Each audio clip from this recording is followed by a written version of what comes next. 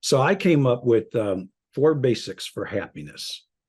And the first one is you have to have a reason, a passion, a purpose. When you can be grateful, when you, even when you're in tremendous pain, you're suffering from an illness, you know, some, you're heartbroken, whatever this is, if you can start thinking about what's good in my life, what do I actually have? And it just changes your brain chemistry. It sounds simplistic, Yeah. but there's a lot of homes that don't have laughter in them. It just, and I realized how important it was. And so there's every day in your home, there should be laughter, and whatever it takes. I actually, before I came on here, was feeling a little down about something. And so I sat down and watched a stand-up comic because happiness is a choice. I say for trying to be happy is to give back. And that's like what I'm doing right now. Purpose, gratitude, laughter, and giving back. I mean, a brilliant, way of giving the whole definition of how happy you feel happy. What is it that can really be a catalyst for happiness in our life?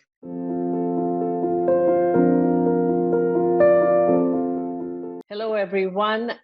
Welcome to our yet another episode of the Happiness Hour. Thank you for joining us.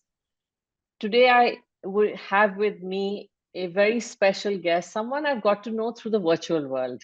Gary is an award-winning author, award-winning teacher, social media influencer. He has written 5 books and is always working on his next. He's served for 20 years in academia as a tenured professor and department chair. Gary's books, interviews, and social media postings have been read and watched by people from over 150 countries. It is really a pleasure to be with you, Gary, and I really look forward to learning from you and hearing a lot more about your journey in this pursuit of happiness as we seek to share different perspective, different stories on this podcast series. Welcome, Gary, and thank you for being here. I really appreciate your invitation. It's a pleasure to talk to you. Thank you. I would like to first, ask you, you made a shift from the corporate or the academia working world to becoming a spiritual guide, a workaholic, to slowing down the pace of your life. What triggered this transition and how has this transition been for you? Okay. I love that question.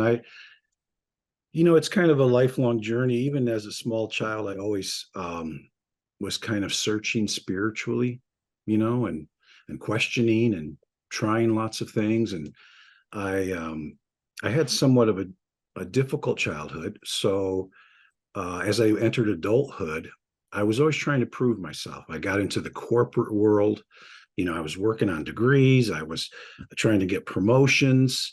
My last position in the business world was as a director of human resources for a manufacturing company.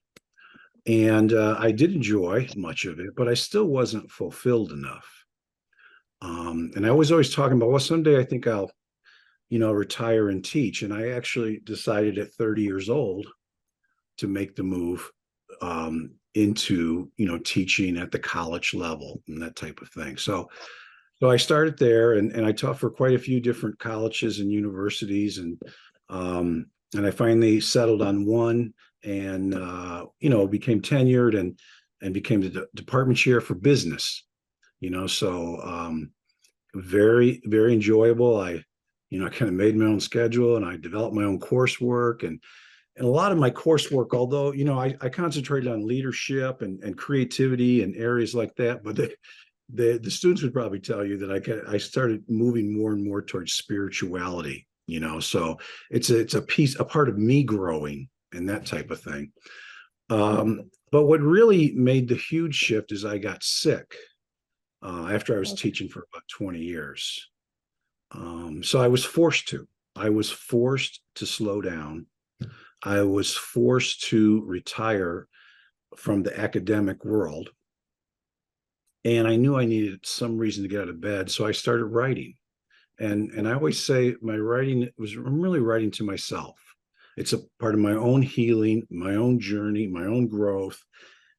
And just like when I worked in human resources, you're trying to help people, and then when I was teaching, you're sharing and helping, and so I think it was a natural extension to start sharing my writing, and what I was doing. And I was always a voracious reader, and I always read about a lot of the great minds and great thinkers, and whether it was leadership or spirituality or history, and all different areas, business. And so I and I was just talking about the other day about this. I was forced to slow down, and at the time I saw it as something, bad happening in my life, this medical situation. But it was probably the best thing that ever happened to me, because life isn't just about working 100 hours a week and constantly pushing yourself, constantly trying to prove yourself, and all those types of things. So it's kind of like the universe kind of shook me and said, okay, you've done this and you've done that, and now it's time to grow a little more spiritually. And if you're not going to slow down, I'm going to slow you down, that type of thing. So it's very difficult. It's been about 10 years now, and I know you have a similar type. You feel guilty, like why am I not working like I used to? Why am I not working 100 hours a week and those types of things? But I've learned and I've grown and I've realized that's not what it's all about. And you can be very productive. It doesn't really equate to hours. For me, it's growth, and then I share that growth. And so I published my first book, and it got a pretty, it was very fascinating to start getting feedback from people. And I got on social media. I never thought I would be a social media person. The publisher said you should do this, and then it just grew organically. I would put quotes on from famous people throughout history, and then I would put some of my own writings on, and it just kind of grew and grew and grew. And even though I'm still writing books, it's like a whole separate animal of itself. You know, it's the one good part of social media. I mean, there's obviously some bad stuff, and people talk about that all the time. But 20 years ago, you and I wouldn't be talking right now. You know, Absolutely. it's technology that has opened up the whole world. And like that, now, maybe they're going through divorce, or they're going through a bankruptcy, or they've lost a job, or they have a health scare going on, all the things that we're all faced with throughout our lives. And so it feels really good, that I can say a few words and I can help people, you know, and and so the social media, like I say, it's become this whole animal in and of itself. Yeah. So I enjoy it. Like I say, if I wouldn't have started writing, I probably wouldn't be on social media at all. And here I have all these followers. You never know what direction the universe is going to take you. God has his ways. Mhm. Yeah. So, well, firstly, it's fascinating turning adversity into a blessing. Seeing Yeah. it as a blessing in disguise itself is a very remarkable thing, because not many people are able to do that. They get swept away or swept into the whole overwhelm, and to see it as a blessing, to heal from it and to become a healer for others is itself a journey of resilience. It's a journey of really seeking deep and hard and seeing the messages in it. So, you've written a lot in your book about notes to my younger self. Um, can you share a little about that book of yours, or how you felt? Was it cathartic? How did that book really help you? Yeah, it definitely was. I mean, so many times your mind might wander, and you think, if I would have had all this knowledge and wisdom and experience when I was, so for me, it's like talking to a 10-year-old me, talking to a 15-year-old me, a 20-year-old me. I would love to sit on a park bench and just talk to that little boy, and obviously I would, hopefully his life would have been a lot easier and smoother and all of those types of things. But you also might not be the person you are today Yeah. without all those challenges. So my life has had a lot of extreme peaks and valleys. I've been on the top many times, and I've been deep as you can get, for a multiple of different reasons. And so you look at it and you can feel sorry for yourself, or you can look at it that, that each of those experiences helps me grow, helps me become, a better person, to understand life more and to help other people. And I talk frequently when I do classes and things like that, is always look for the gift. And that's what you were talking about, that even in the most adversity, now it's when you're down there, and it's not easy. I'm not saying it's going to be easy, but there is a gift in each situation that life presents to you. And if you can find it, you can get through that bad time, a little bit easier, and you can grow from it. So when life is really beating you up, you could either get angry and miserable and resentful, or you can, use it as a growth. So when life sucks, you make lemonade. But what Yeah, practices? that's right. what practices do you follow to be able to look at it as a gift rather than wallow in it, in the misery or the why me of it, which is Yeah. very natural for most people, and it is clearly difficult to look at it as a gift. Yeah, and we all do my why me. And I've been through a situation in just the last 6 months here that was pretty horrible. And maybe I've always been like an overthinker, so I've been able to turn that overthinking into looking for that gift. Why am I supposed to be facing this? What's the meaning of this? What's the lesson of what's going on? How can I turn this into a positive? So I do a lot of that, and some of it's good, some of it you can do too much of. But when we find meaning, then change and growth and adversity and all those things become a little bit easier, when we can find some meaning for them. And in the face of challenges, Gary, I mean, like you said, you've had lots of peaks and valleys, and it's been a roller coaster ride. Mhm. How do you stay anchored? Yeah.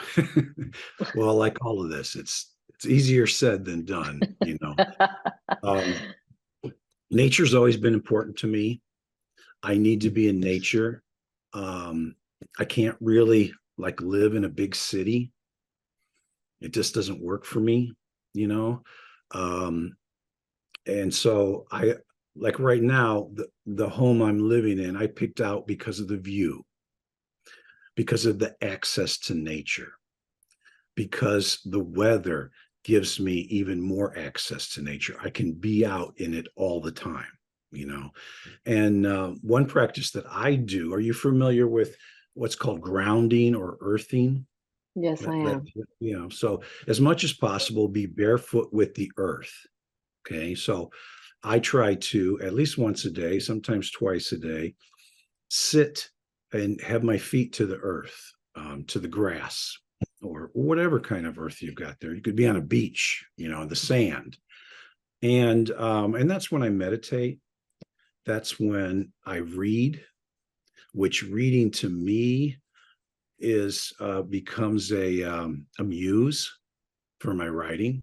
It gets my mind thinking, and you can piggyback on ideas of other great thinkers and things like that. So touching that earth, I think, is huge. I think we've gotten away from that too much as humans across the globe. We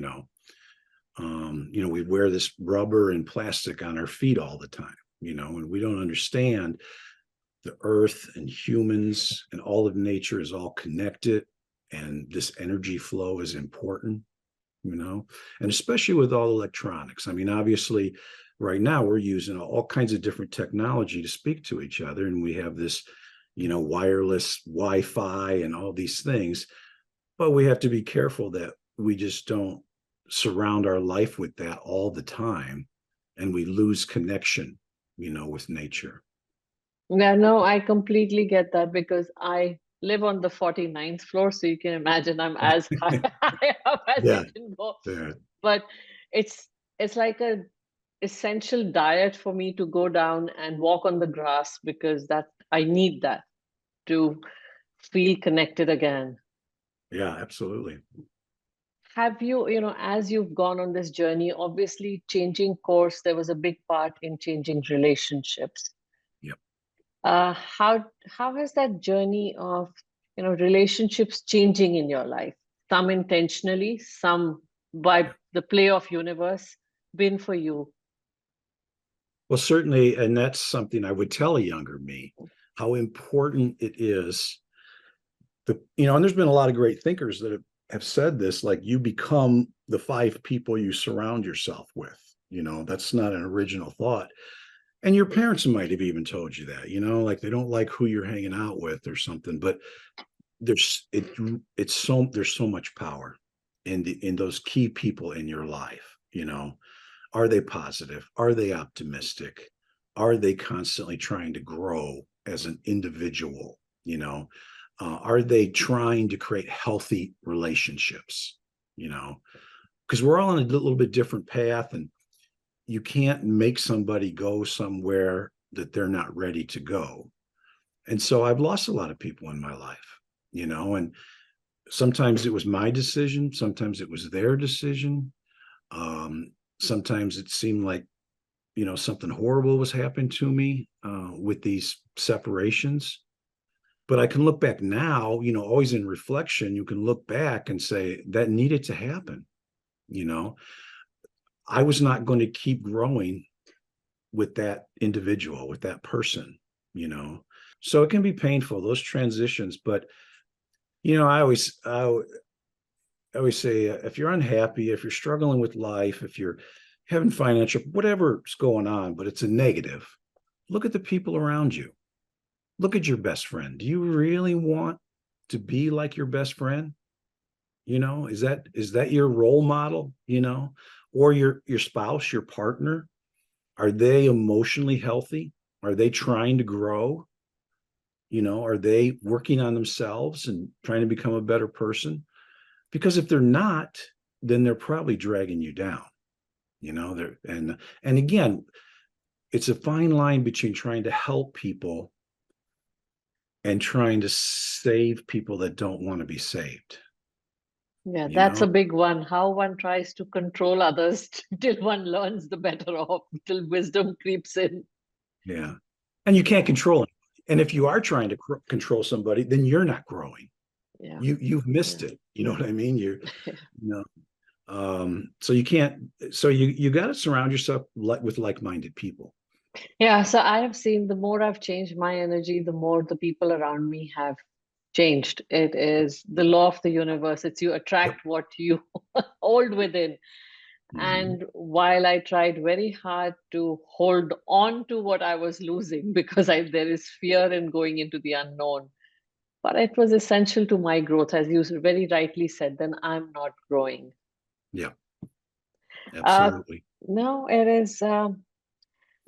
How would you, now that the various phases and stages that you've been through, how would you define happiness for yourself? So I came up with 4 basics for happiness. And the first one is you have to have a reason, a passion, a purpose. You have to have a reason for getting out of bed every morning. So when I was struggling with illness, and I still struggle with an illness, that's why I started writing. There had to be some reason to get out of bed that morning, because I wasn't physically able to do what I used to do. And so I had to find a purpose, a passion, and that type of thing. I also think it's the second one I say is to be grateful. Now, like a lot of these, they're very simplistic. But we were talking about earlier when life's really beating you up and hitting you with some horrible things, and you're trying to figure out why it's doing that. When you can be grateful, when you, even when you're in tremendous pain, you're suffering from an illness, you're, you know, some, you're heartbroken, whatever this is, if you can start thinking about what's good in my life, what do I actually have? And it just changes your brain chemistry. It doesn't mean you're not going to be sad. It doesn't mean you're not going to have periods of depression or continuing to question why me, the type of thing like we talked about. But the more you can think about things you're grateful for, you can't be grateful and unhappy at the same time. It's impossible. So you start realizing that no, my life's not perfect. I don't agree with this last major life change that was thrust upon me, but I have a whole bunch of good things to be grateful for. And sometimes it can be very simple things, but you start that process and you start changing your brain chemistry and you start having more resiliency, like you were talking about, and especially, with your podcast, you develop that resiliency. So when life hits you with some horrible things, like I was in January, I was hit with just an unbelievably horrible situation. And I thought, how would I have handled that 40 years ago? Not well. How would I have handled it 30 years ago? Not well, 20 years ago. But I'm much stronger than I was then. I've grown a lot, and so the third thing I list is laughter. Again, it sounds simplistic, but there's a lot of homes that don't have laughter in them. It just, and I realized how important it was. And so there's every day in your home, there should be laughter, and whatever it takes. I actually, before I came on here, was feeling a little down about something. And so I sat down and watched a stand-up comic. And because happiness is a choice, but not everybody's. Absolutely. Yeah, absolutely. And the fourth thing I say for trying to be happy is to give back. And that's what I'm doing right now, Purpose, gratitude, laughter, and giving back. I mean, a brilliant, way of giving the whole definition of how happy you feel happy. What is it that can really be a catalyst for happiness in our life? Thank you for sharing that, Gary. In fact, when you talked about laughter, just last year, I have two sons who are in the US, and my husband and I felt that the house was just too quiet. Between him and me, we had reason for laughter, but I think somewhere so we actually got a puppy last. There you go. We felt there was a need for change of energy in this house. We needed something to play with, something to really bring that laughter out in us. And this puppy sure has done that, brought the child out in us again. Well, I've always had a special connection with dogs. I think that they got it all figured out. Dogs are happy all the time. Yeah. They're always in the now. They're in the moment, right? And we don't do that enough. So I've always loved dogs. I've always had a connection with them, and I think they're special. So I think that was a good decision. So, just as we come towards the close of this, two questions I'd like to ask you. One is if you could share the names of some of the books that have really had a deep influence on you. And the second, if there's one thing you could like to leave our listeners with, some nugget. One of my favorite books is Viktor Frankl's Man's Search for Meaning. Are you familiar with that? Absolutely. Yeah. He was both a medical doctor and a psychiatrist that lost everything in the Holocaust, his entire family, everything. And he had already been working on a book, and then he continued to try to write it while he was in, and obviously would have to hide that and everything. But he built a whole legacy and on what he learned under those extreme conditions, and it's basic. It's that at any given moment, you have the power to decide, are you going to be happy? Are you going to accept this moment as an area, a moment of growth? He couldn't control almost any part of his life. That was all controlled for him. But the one thing he could control is his own attitude and his own inner feeling about who he was and what life was. As far as what I think is the most important lesson, and some people think this is kind of superficial, but I think you need to learn to love yourself. Yeah. People, again, people are like, well, that's egotistical, but then you're not understanding what it really means. When you learn to love yourself, then you realize how important it is to surround yourself with other healthy, emotionally healthy people. You realize it's important to grow. So many people, like I said, I came out of a difficult situation, and so my self-esteem was really low, and I didn't love myself. And so even when I got into relationships, they weren't always healthy, because like you said, you attract what you are. So if those relationships didn't last, and there was some things about them that weren't always good, I was just as responsible as the other person, because at that point, when I met that person and I was attracted to that person, that's where I was, and so it's taken me, my whole life, 60 plus years now, to learn to love myself, and I'm still learning it, and so that's important. That's kind of a foundational piece, because if you can't get there, if you can't truly love yourself, then you can't be in healthy relationships. You're not going to grow spiritually. You're going to struggle through much of your life, whether it's finances or relationships or getting over adversity, all of those types of things. The key to that is to be able to understand you're important. You're worthy. You're worthy of love. You're worthy of some great things happening in you. You're worthy of abundance. That's loving yourself. So agree with you that it starts with loving yourself and making that conscious choice every day, that to be Yep. happy, to bring laughter, and to really invite that energy into your life. Yes. And I guess that's what keeps the balance and harmony going in your life with everything that you juggle. Yep. Absolutely.